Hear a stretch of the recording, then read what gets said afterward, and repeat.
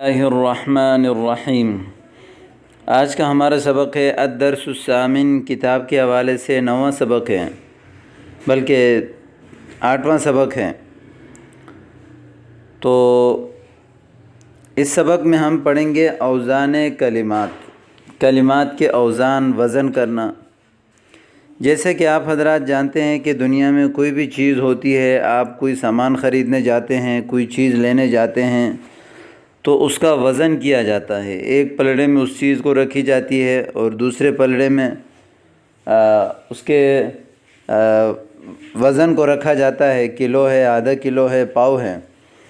اسی طرح کلام عرب میں وزن کیا جاتا ہے عربی کلام کو، اور پھر اسی اوزان کے لحاظ سے جب آپ وزن کرنا اچھی طرح سمجھ جائیں تو ان کو استعمال کرنا آپ کے لیے آسان ہو جاتا ہے۔ تو آئیے شروع کرتے ہیں۔ سب سے پہلی بات، عربی اسموں اور فعلوں میں اصلی حروف 3 سے کم نہیں ہوتے، اور زیادہ سے زیادہ اسم میں 5 اور فعل میں 4 ہوتے ہیں۔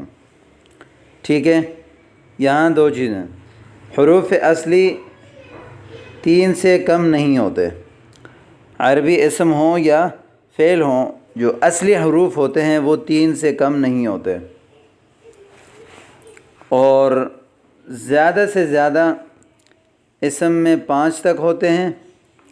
حروف اصلی اسم میں زیادہ سے زیادہ 5 تک ہوتے ہیں، اور فعل میں حروف اصلی زیادہ سے زیادہ 4 ہوتے ہیں۔ یہ بات آپ کو سمجھ آئی؟ پھر حروف اصلی کے ساتھ زائد حروف بھی مل جاتے ہیں۔ جیسے ابھی ہم نے کہا فعل میں زیادہ سے زیادہ حروف اصلی 4 ہوتے ہیں، اب ان 4 حروف کے ساتھ کچھ زائد حروف بھی مل جاتے ہیں، تو وہ زائد حروف مل جانا کوئی ناجائز یا کلام عرب میں غلط نہیں ہے، بلکہ اصلی کی بات ہو رہی ہے کہ اسم میں اصلی، فعل میں اصلی کم از کم 3 اور زیادہ سے زیادہ اسم میں 5، فعل میں 4 ہوتے ہیں، اور پھر اصلی حروف کے ساتھ زائد حروف بھی مل جاتے ہیں۔ اس وقت اسم اور فعل میں 5 سے زائد حروف بھی جمع ہو جاتے ہیں۔ ٹھیک ہے، تو یہ تھا پہلے قانون اور پہلے فائدے کی وضاحت آپ کے سامنے آ گئی۔ تنبیہ، اہم فائدہ، حروف اصلی وہ ہے جو تمام تصریفات اور مشتقات میں موجود رہیں۔ تصریفات کہتے ہیں گردانوں کو۔ تمام گردانوں میں حروف اصلی جو ہوتا ہے وہ موجود رہتا ہے۔ کوئی بھی لفظ ہوتا ہے اس کے اندر کچھ حروف اصلی حروف ہوتے ہیں، جیسے یہ محمود بروزن مفعول ہے یہ۔ ٹھیک ہے، تو اس میں حا، میم، دال، یہ تینوں حروف اصلی ہیں۔ یہ 3 حروف اصلی اگرچہ آپ ماضی کی گردان کریں، مضارع کی گردان کریں، امر کی گردان کریں، اور اس میں فاعل، اس میں مفعول، اس میں ظرف کی گردان کریں، ہر حال میں یہ موجود رہتے ہیں۔ جبکہ زائد حروف تبدیل ہوتے رہتے ہیں، کوئی ماضی میں ہے تو مضارع میں نہیں ہے، مضارع میں ہے تو امر میں نہیں ہے، امر میں ہے تو اسی طرح اس میں فاعل میں نہیں ہے، اس طرح وغیرہ وغیرہ۔ تو یہ الا شاذ و نادر، مگر بہت کم موقع پر حذف ہو جاتے ہیں، بہت کم موقع پر حذف ہو جاتے ہیں، اور یہ بہت کم ہوتا ہے، یا دوسرے حروف سے بدل جاتے ہیں۔ ٹھیک ہے، یہ بھی بہت کم ہوتا ہے۔ اور زائد وہ حرف ہے جو کسی صیغے اور کسی مشتق میں تو موجود ہو اور کسی میں موجود نہ ہو۔ جیسے حمد میں 3 حروف اصلی ہیں، اور حامد میں الف زائد ہے، محمود میں میم زائد ہے اور واو زائد ہے۔ ٹھیک ہے، یہ لفظ حمد، حا میم دال حروف اصلی ہیں۔ اب یہاں ہم نے اسے اسم فاعل حامد کا صیغہ بنایا، تو حا میم دال کے علاوہ تو اصلی ہیں، یہاں پر الف زائد ہو گیا۔ اسی طرح ہم نے اسم مفعول کی گردان بنائی محمود، تو یہاں میم زائد ہو گیا پہلا والا، اور دوسرے میم کے بعد جو واو ہے وہ زائد ہو گیا، تو لہذا یہاں پہلا میم اور واو زائد ہیں۔ تو یہ چیز آپ کو سمجھ میں آ گئی ہوگی، امید کرتا ہوں کہ حروف اصلی تمام گردانوں میں موجود ہوتے ہیں، اور جبکہ زائد کسی صیغے میں ہوتے ہیں، کسی میں نہیں ہوتے۔ دوسرا اصول، جن کلمات میں اصلی حروف 3 ہوں وہ ثلاثی کہلاتے ہیں۔ ثلاثی یعنی جن کلمات میں حروف اصلی 3 ہوتے ہیں اس کا نام ثلاثی ہے۔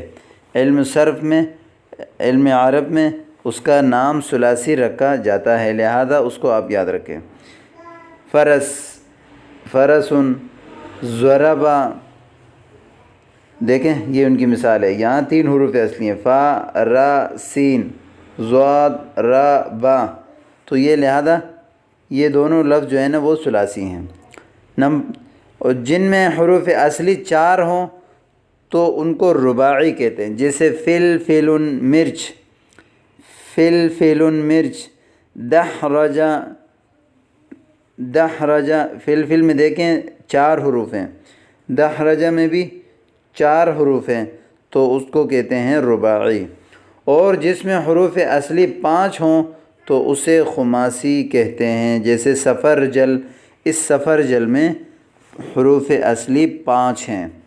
تو یہ دوسرا اصول بھی آپ حضرات کے سامنے آ گیا، جس کا خلاصہ یہ ہے کہ حروف اصلی 3 ہوں تو ثلاثی، حروف اصلی 4 ہوں تو رباعی، حروف اصلی 5 ہوں تو اسے خماسی کہتے ہیں۔ اگلا اصول، جو کلمے محض حروف اصلیہ سے مرکب ہوں وہ مجرد، اور جن میں حروف زائد بھی ہوں وہ مزید فی کہے جاتے ہیں۔ اب بعض کلمے ایسے ہوتے ہیں جو صرف حروف اصلیہ سے بنتے ہیں، جیسے ثلاثی میں حروف اصلیہ 3 ہیں تو 3 حروف سے بنتے ہیں تو ان کو ہم مجرد کہتے ہیں۔ اب حروف اصلیہ کتنے ہیں بتائیں ذرا؟ ثلاثی میں تو حروف اصلیہ 3 ہوتے ہیں نا، اور رباعی میں حروف اصلی 4 ہوتے ہیں، خماسی میں حروف اصلی 5 ہوتے ہیں۔ تو اب چونکہ ایک خماسی کلمہ ہے تو وہ 5 حرف سے مل کر بنا، تو چونکہ خماسی میں 5 حروف اصلی ہوتے ہیں لہذا وہ خماسی مجرد ہے، رباعی میں 4 حروف اصلی ہوتے ہیں لہذا وہ رباعی مجرد ہے، ثلاثی میں 3 حروف اصلی ہوتے ہیں چونکہ وہ ثلاثی مجرد ہے، اور جن میں حروف اصلی کے ساتھ حروف زائد بھی ہوں وہ مزید فی کہے جاتے ہیں، ان کو مزید فی کہتے ہیں۔ اب مثال خماسی میں 5 حرف کے ساتھ ایک اور حرف بھی بڑھ گیا تو ہم کہیں گے خماسی مزید فی، رباعی میں 4 کے ساتھ کوئی حرف زائد آ گیا ہم کہیں گے رباعی مزید فی، اور ثلاثی میں 3 حرف کے ساتھ کوئی حرف آ گیا تو ہم اس کو کہیں گے ثلاثی مزید فی، ٹھیک ہے۔ کبرن، بڑائی، ثلاثی مجرد ہے۔ تکبرن، بڑائی ظاہر کرنا، ثلاثی مزید فی ہے، کیونکہ اس میں تا اور ایک با زائد ہے، اس میں ایک تو تا زائد ہے اور دوسرا یہ جو با ہے تکبر اس میں تشدید ہے، اور اصل میں یہاں 2 باتیں تو لہذا ایک با بھی اضافہ ہے۔ تو یہ اصول آپ کے سامنے آ گیا کہ جو حروف اصلیہ سے بنتے ہیں ان کو مجرد کہتے ہیں، جن میں حروف زائد بھی ہوتے ہیں ان کو مزید فی کہتے ہیں۔ دوسرا فائدہ یہاں پر یہ ہے، افعال، اسماء مشتقہ اور مصادر کا مجرد یا مزید فی ہونا ان کے ماضی کے صیغہ واحد مذکر غائب سے پہچانا جاتا ہے۔ اگر وہ صیغہ حروف زائد سے خالی ہوتا ہے تو اس کے مشتقات اور مصدر بھی مجرد سمجھے جائیں گے۔ تو یہ ایک انتہائی بہترین اصول جو آپ کے سامنے بیان کیا جا رہا ہے۔ عام طور پر نووارد صرف میں آنے والے احباب پریشان ہو جاتے ہیں کہ بھائی جیسے ہم نصرہ ہے تو اس کا مضارع ینصرو ہے، نصرہ میں 3 ہے، مضارع میں 4 ہیں، تو لہذا یہ مضارع ثلاثی مزید فی ہے، جبکہ امر میں ہے انصر اس میں بھی 4 ہیں، تو اب یہ کون سا گردان ہے؟ تو اس وجہ سے کافی پریشان ہو جاتے ہیں۔ تو انہوں نے یہاں پر بیان کیا کہ ثلاثی مجرد یا مزید کا ہونا یہ ماضی کے صیغہ واحد مذکر غائب سے پہچانا جاتا ہے۔ جس گردان کو آپ نے یہ معلوم کرنا ہے کہ یہ ثلاثی مزید فی ہے یا مجرد ہے، تو اس کے واحد فعل ماضی کے صیغہ واحد مذکر غائب کو آپ دیکھ لیں۔ جیسے یہاں پر صیغہ تھا نصرہ، اب چونکہ نصرہ میں 3 حروف ہیں، نون صاد را، تو لہذا نصرہ سے آگے جتنے بھی مشتقات بنتے رہیں گے ان سب کے بارے میں ہم یہ کہیں گے کہ یہ ثلاثی مجرد ہے۔ یعنی اگر وہ صیغہ حروف زائد سے خالی ہو تو اس کے مشتقات اور مصدر بھی مجرد سمجھے جائیں گے۔ جیسے نصرہ اس نے مدد کی، ثلاثی مجرد ہے۔ اس کا مضارع ینصر، اسم فاعل ناصر، اسم مفعول منصور، اور مصدر نصرۃ بھی ثلاثی مجرد کہے جائیں گے۔ گو ان میں حروف زائد بھی ہیں، اگرچہ ان میں حروف زائد بھی ہیں، مگر ہم نے اصول یہ بتایا کہ ماضی کے واحد مذکر غائب سے ہم پہچانیں گے کہ یہ مجرد ہے یا مزید ہے۔ اسی طرح گردان کی وجہ سے مجرد میں حروف زوائد آئیں گی تو وہ مجرد ہی رہے گا، ٹھیک ہے۔ مجرد میں اگر حروف زائد گردان کی وجہ سے آئیں تو وہ مجرد ہی رہے گا۔ جیسے رجل ثلاثی مجرد ہے تو رجلانی اس کا تثنیہ ہے، رجال اس کا جمع ہے، تو لہذا یہ بھی مجرد رہیں گے، ٹھیک ہے۔ اس لیے کہ یہ تثنیہ بنانے کی وجہ سے، جمع بنانے کی وجہ سے حروف زائد اس میں آئے ہیں، تو اصلاً یہ ثلاثی مجرد ہی ہے۔ کبرا اس نے تکبیر کہی، اکرم اس نے تعظیم کی، ثلاثی مزید فی ہے۔ دیکھو یہ کبر یکبر تکبیر باب تفعیل کا واحد مذکر غائب ہے فعل ماضی کا۔ اب اس میں ہم نے دیکھا 4 حروف ہے، 4 حروف۔ کبر بروزن فعل، تو اس کے واحد مذکر غائب میں 4 صیغے ہیں، اکرم میں بھی 4 صیغے ہیں، تو لہذا اس نے یعنی اکرم میں بھی 1 حرف زائد ہے ثلاثی سے، اور کبر میں بھی، تو لہذا ہم کہیں گے کہ یہ ثلاثی مزید فی ہے، ٹھیک ہے۔ پہلے میں 1 با اور دوسرے میں 1 الف زائد ہے، تو یہ اصول تو مثال آپ کے سامنے آ گیا۔ تیسرا قانون، الفاظ کا وزن معلوم کرنے اور ان کے حروف اصلیہ کو زائد سے الگ بتانے کے لیے فا عین لام کو میزان قرار دیا گیا ہے، ٹھیک ہے۔ اب یہاں پر یہ ایک اہم اور بنیادی اصول ہے کہ کیسے ہم پہچانیں گے کہ یہ جو ہے ثلاثی مجرد کا صیغہ ہے یا یہ ثلاثی مجرد کا صیغہ نہیں ہے، اور ان میں کیسے ہم وزن کریں گے کہ ان میں اصلی کون سے ہیں، زائد کون سے ہیں۔ تو انہوں نے یہ بتایا کہ الفاظ کا وزن معلوم کرنے کے لیے اور ان کے اصلیہ کو زائد سے الگ بتانے کے لیے فا عین لام کو میزان قرار دیا گیا ہے، ٹھیک ہے۔ کیا مطلب؟ جس طرح 1 کلو میں 4 پاؤ ہوتے ہیں، تو ہم یہ کہتے ہیں کہ یہ 1 پاؤ ہے، یہ 2 پاؤ ہے، یہ 3 پاؤ ہے، لہذا ان 3 پاؤ، یہ مثال سمجھ لے 1 کلو ہے، تو اس سے جو بھی زیادہ ہو جائے گا وہ 1 کلو سے زائد شمار کیا جائے گا۔ تو اسی طرح ہم کلام عرب میں فا عین لام کو میزان قرار دیتے ہیں۔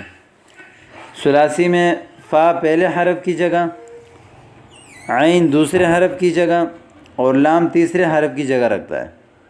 کیسے؟ دیکھیں ابھی مثالوں سے آپ کو سمجھا۔ قلم بروزن فعل،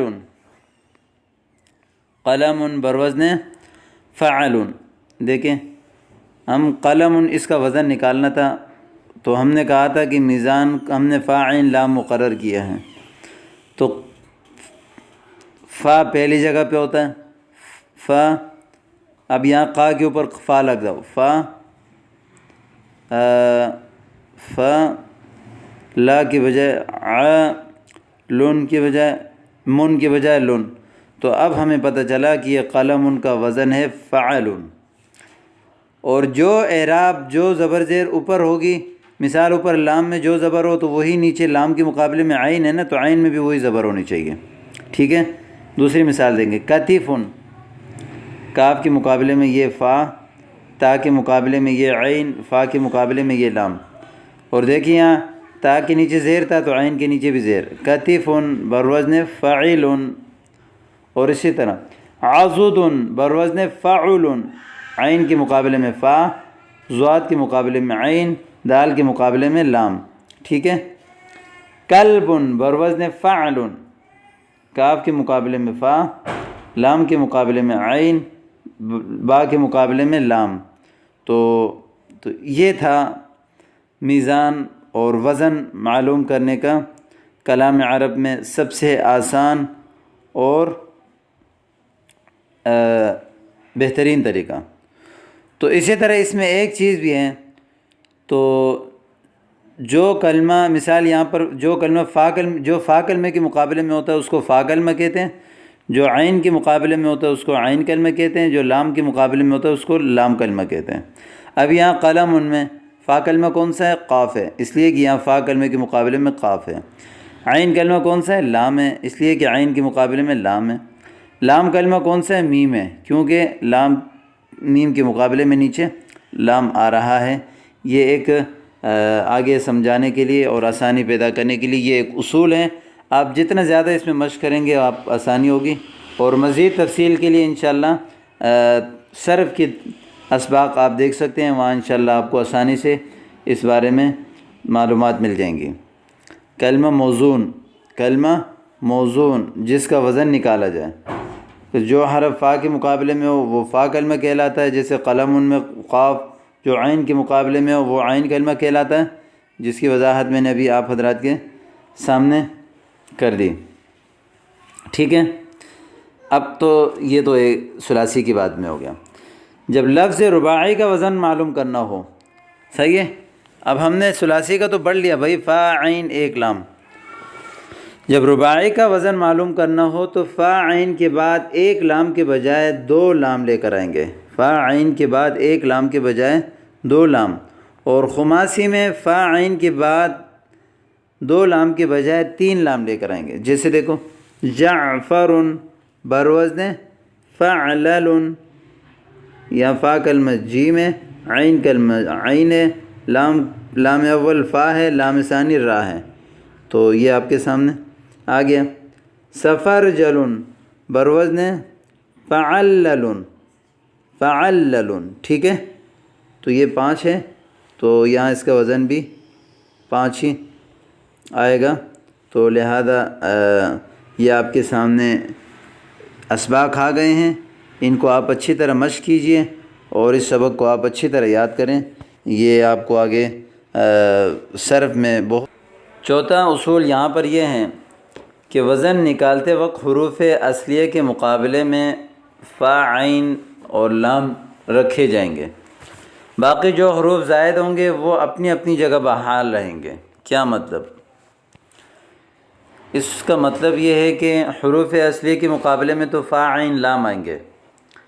مثال اس کو دیکھیں، میں آپ کو یہ مثال دے کر، حروف کبیر بروزن فعیل، حروف اصلیہ یہاں پر کاف با را ہے، تو حروف اصلیہ کے مقابلے میں تو فا عین لام آئیں گے نیچے وزن میں، فا عین لام۔ لیکن جو حروف زائد ہے، مثال اوپر کبیر میں یا زائد ہیں، تو نیچے اس کے وزن میں بھی ہو بہو وہی زائد لفظ لایا جائے گا جیسے یا یہاں لایا ہے۔ یہ اس عبارت کا مقصد ہے، اور یہ آپ کو آگے اوزان نکالنے میں کافی کام آئے گا۔ جیسے کبر بروزن فعل، کبیر بروزن فعیل، اکبر بروزن افعل، یہاں الف زائد تھا تو نیچے بھی ہم نے وہی الف زائد لے کر آ گیا۔ تکبیر بروزن تفعیل، شروع میں تا زائد تھا تو تا لے کر آئے، یا بھی زائد تھا تو نیچے بھی یا لے کر آئے۔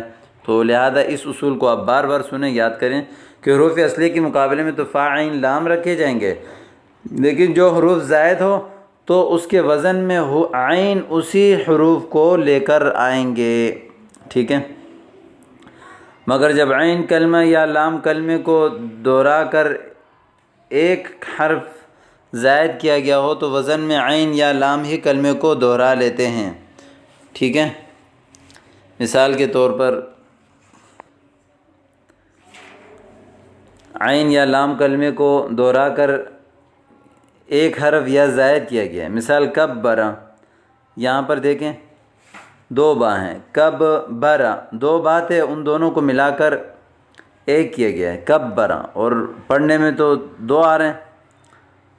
تو پہلے با عین کلمہ ہے، دوسری با قاعدے سے تو اس کا وزن فعبل ہونا چاہیے، کیونکہ با زائد ہے تو نیچے زائد میں بھی وہی با لے کر آنا چاہیے، لیکن اس کے بجائے اس کا وزن فعل کہا جاتا ہے، فعل کہا جاتا ہے۔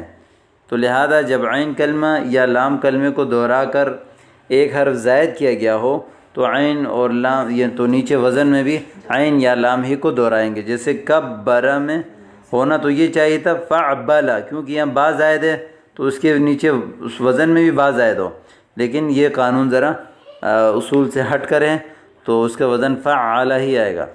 احمر آخر میں را ہیں تو افعل اس کا وزن آئے گا، اصل میں تو یہ ہونا چاہیے کہ افعل را، افعل را، کیونکہ را زائد ہیں، لیکن یہ کہا کہ عین اور لام کلمے کو جب مکرر لایا جائے تو اس کے وزن میں بھی عین اور لام کلمے کو مکرر کریں گے۔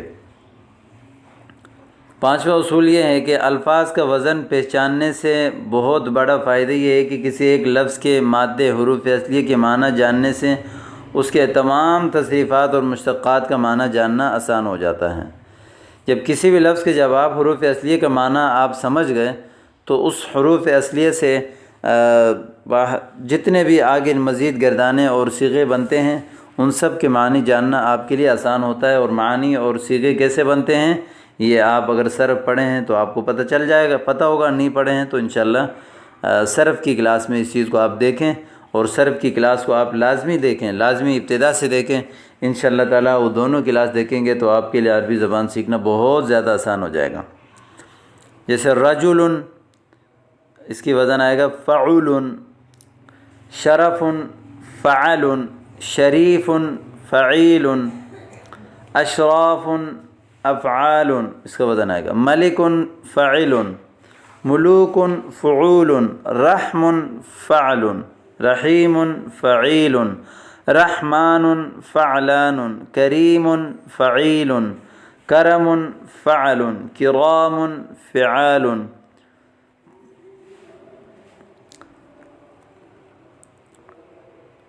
اسی طرح علم فعل، عالم فاعل، علماء فعلاء، ٹھیک ہے، عالمون فاعلون، عقرب فعلل، غضنفر فعنلل، علامة فعالة، علم فعل، تعلیم تفعیل، متکبر متفعل، تکبر تفعل، اکرام افعال۔ تو یہ تھا آج کا سبق، تو ان کو آپ اچھی طرح دہرا کر یاد کر لیجئے۔ السلام علیکم۔